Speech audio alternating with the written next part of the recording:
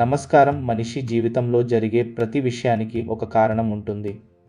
మనం చేసే ప్రతి మంచి పని, ప్రతి చెడు పని ఎప్పుడో ఒక రోజు తిరిగి మన జీవితంలోకి వస్తుంది.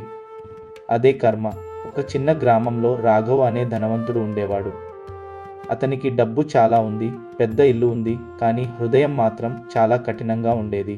గ్రామంలో ఎవరైనా సహాయం అడిగితే అతను కోపంగా ఇలా చెప్పేవాడు: నాకు పని చాలా ఉంది, డబ్బు అడగడానికి రావద్దు, వెళ్ళండి.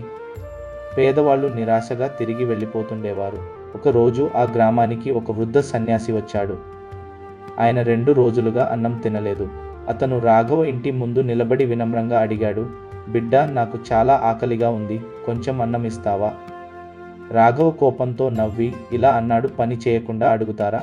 వెళ్ళండి ఇక్కడి నుండి. అతను సన్యాసిని అవమానించాడు. సన్యాసి మాత్రం కోపం పడలేదు. అతను ప్రశాంతంగా అక్కడి నుండి నడుచుకుంటూ వెళ్ళిపోయాడు. వెళ్తూ ఒక మాట మాత్రమే చెప్పాడు: మనిషి చేసే ప్రతి పనికి ఒక ఫలితం ఉంటుంది, అదే కర్మ. కొన్ని నెలలు గడిచాయి. ఒకరోజు రాఘవ వ్యాపారం ఒక్కసారిగా నష్టపోయింది. అతని సంపద క్రమంగా పోయింది. అతను ఇంతకు ముందు ఉన్నంత ధనవంతుడు కాదు. ఆపదలో పడిపోయాడు. అప్పుడు రాఘవ గ్రామంలోని వారిని సహాయం అడిగాడు.